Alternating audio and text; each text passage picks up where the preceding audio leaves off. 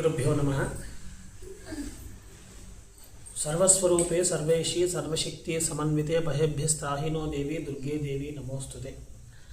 ಎಲ್ಲ ಭಕ್ತಾದಿಗಳಿಗೆ ನವರಾತ್ರಿಯ ಷಷ್ಠಮ ದಿನ 6ನೇ ದಿನದ ಶುಭಾಶಯಗಳು ಹಾಗೂ ಸ್ವಾಗತ. ಈ 6ನೇ ದಿನ ಅಂದರೆ ನವರಾತ್ರಿಯಲ್ಲಿ 6 ದಿನಗಳು ಎಷ್ಟು ಬೇಗ ಕಳೆದೋಯ್ತಲ್ವ. ಈ 6ನೇ ದಿನದಲ್ಲಿ ವಿಶೇಷವಾದಂತಹ ದಿನ ಅಂದರೆ ಮೊದಲನೇ ದಿನದಿಂದ ಆರಂಭ ಮಾಡಿ ಇವತ್ತಿನವರೆಗೂ ಬ್ರಾಹ್ಮಿ, ಮಾಹೇಶ್ವರಿ, ಕೌಮಾರಿ, ವೈಷ್ಣವಿ, ವಾರಾಹಿ, ಇಂದ್ರಾಣಿ.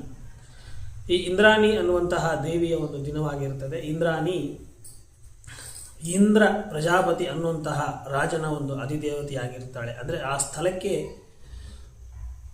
ಆ ಒಂದು ಅಧಿದೇವತೆಯಾದಂತಹ ಇಂದ್ರಾಣಿಯು ನಮ್ಮ ಒಂದು ಇಷ್ಟಾರ್ಥಗಳನ್ನು ನೆರವೇರಿಸುವಂತಹ ದೇವಿಯಾಗಿರ್ತಾಳೆ. ಅಂದರೆ ನಮ್ಮ ಇಷ್ಟಾರ್ಥ ಅನ್ನೋದು ಏನು ಅಂತಂದರೆ ಸರ್ವಕಾಮಃ ಸಿದ್ಧಿ ಅಂತ ಹೇಳ್ತೇವೆ. ಒಬ್ಬೊಬ್ಬರಿಗೆ ಒಂದೊಂದು ಕೋರಿಕೆಗಳು ಇರ್ತದೆ. ಆ ಇಷ್ಟಾರ್ಥಗಳನ್ನು ನೆರವೇರಿಸುವಂತಹ ದಿನವು ಇಂದ್ರಾಣಿ ದಿನವಾಗಿರುತ್ತದೆ. ಇವತ್ತಿನ ದಿನ ಎಂದಿನಂತೆ ಮಕ್ಕಳಿಗೆ ಕಾಲು ತೊಳೆದು ಕುಂಕುಮಗಳನ್ನು ಕೊಟ್ಟು ಅವರಿಗೆ ಫಲದಕ್ಷಿಣೆಗಳನ್ನು ಕೊಡಬೇಕು ಅನ್ನುವಂತಹ ಉದ್ದೇಶ. ಮತ್ತು ಇವತ್ತಿನ ದಿನ ವಿಶೇಷತೆ ಏನಪ್ಪ ಅಂತಂದರೆ ತಂದೆ ತಾಯಿಯವರ ಪಾದಕ್ಕೆ ನಮಸ್ಕಾರ ಮಾಡುವಂತಹ ದಿನ, ಅಂದರೆ ಗುರು ಹಿರಿಯರ ನಮಸ್ಕಾರವನ್ನು ಮಾಡುವಂತಹ ದಿನ. ಇಂದ್ರಾಣಿ ಅನ್ನುವಂಥದ್ದು ಮನೆ ದೇವರ ಸ್ವರೂಪಳಾದಂಥವಳು. ಅಂದರೆ ನಿಮ್ಮ ಮನೆಗಳು ದೇವರಿರ್ತಾರೆ, ಒಬ್ಬೊಬ್ಬರಿಗೆ ಒಂದೊಂದು ಮನೆ ದೇವರಿರ್ತದೆ.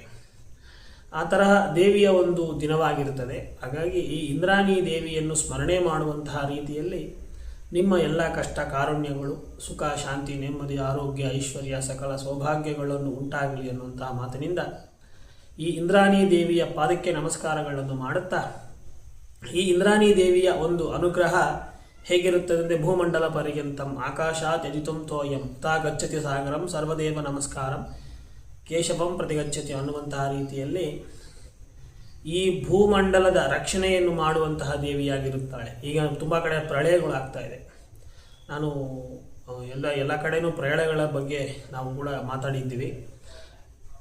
ಮೊದಲನೇದಾಗಿ ಈ ಇಂದ್ರಾಣಿ ದೇವಿ ವಿದೇಶಗಳು ಅಂದರೆ ಈ ಚೈನಾ, ಅಮೇರಿಕಾ, ರಷ್ಯಾ ಇಂತಹ ದೇಶಗಳಲ್ಲಿ ಮೊದಲನೇದಾಗಿ ಅಲ್ಲಿಂದ ಆರಂಭ ಮಾಡುತ್ತಾಳೆ. ಅಂದರೆ ಅವಳ ಒಂದು ಕೋಪವನ್ನು ಅಲ್ಲಿಂದ ತೋರಿಸ್ಕೊಂಡು ಬರ್ತಾಳೆ ಅನ್ನುವಂಥದ್ದು. ಹಾಗಾಗಿ ಆಕೆಗೆ ಶಾಂತಿಯಾಗಬೇಕಾದರೆ ನಾವು ಮಾಡಬೇಕಾಗಿರೋದು ಈ ನವರಾತ್ರಿ ಸಂದರ್ಭದಲ್ಲಿ ಈ 9 ದಿನಗಳು ಏನು ದೇವಿಗಳ ನಮಸ್ಕಾರವನ್ನು ಮಾಡುತ್ತೀವೋ, ದೀಪ ನಮಸ್ಕಾರ, ದುರ್ಗಾ ನಮಸ್ಕಾರ ಮತ್ತು ಚಂಡೀ ಪಾರಾಯಣ ಇತ್ಯಾದಿಗಳನ್ನು ಮಾಡಿ, ಮತ್ತು ವಿಶೇಷವಾದಂತಹ ರೀತಿಯಲ್ಲಿ ಮುತ್ತೈದರ